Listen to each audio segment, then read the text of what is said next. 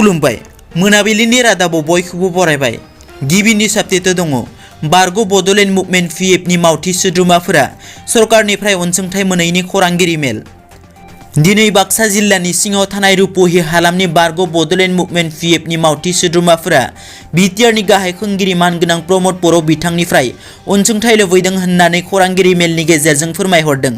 बिथांमोना खौरांगिरिनि गेजेरजों फोरमायनाय बादिब्ला बिथांमोना गोदोनिफ्रायनो बर'फोरनि सोमावसारनाय समनिफ्रायनो माखासे सोमावसारनायाव बाहागो लानानै माखासे मानि दोखो दाहा आरो जेंना जेंसिनि गेजेरजों भुगिनो गोनां जादोंमोन। मख'नो गोनांदि बारग' चिफ हाग्रामा महिलारिया एबसुनि दैदेननायाव जोंनि खामानि मावनायफोरखौ नोजोर होआसै, जोंनो मोनथायखौ जेबो राहा होआसै। थांनाय 17 बोसोराव बिटिसि खुंथाया जाबोबाय, अब्लाबो बिपिएफ सरकारनिफ्राय जेबो अनसुंथाइ मोनाखै आरो बे बाराव बिटिआर सुक्ति जाबाय। बिटिआर सुक्तिनि गाहाय खुंगिरि प्रमद बर' बिथांनिफ्राय अनसुंथाइ मोननो लुबैनायखौ बिथांमोना खौरांगिरिनि गेजेरजों फोरमायो। नैथियाव दङ बारग' गिबि मन्थ्रिनि देहाया जोबोद गाज्रि हालोदाव। आसामनि बारग' गिबि मन्थ्रि प्रफुल्ल कुमार महन्तनि देहाया जोबोद गाज्रि हालोदाव।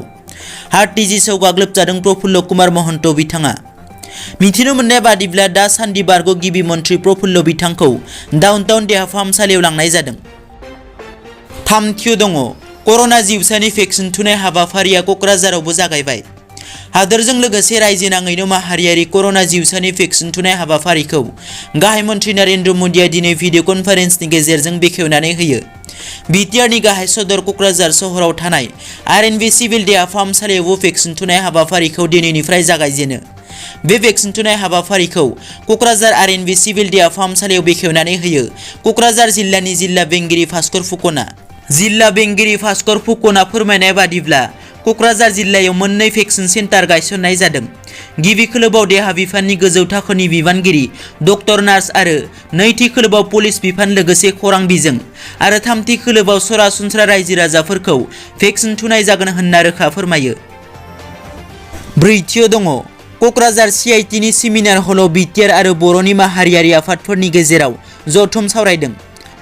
प्रमद बर'नि दैदेननाय बिटिआरनि गोदान सरकारा गिबि खेबनि थाखाय बर'नि मोनफ्रोमबो माहारियारि आफादफोरजों आथिखालाव बर' माहारिनि जेंनाफोर आरो बेखौ सुस्रांनायनि राहा आयदाखौ लानानै जयै सावरायलायनाय हाबाफारि लादों। डक्टर नितुल स्वर्गियारिया सामलायना क'क्राझार सिआइटिनि सेमिनार हलाव सावरायनाय बे जथुमायाव बिटिआरनि गाहाय खुंगिरि प्रमद बर'जों लोगोसे लेङाइ गाहाय खुंगिरि गबिन्द बसुमतारी, रायजो सभानि बारग' एमपि इउजि ब्रह्म, बिटिआरनि बुंथिगिरि कातिराम बर', इएम रन्जित बसुमतारी, उखिल मोसाहारि आरो माखासे एमसिएलएफोरा बाहागो लादों।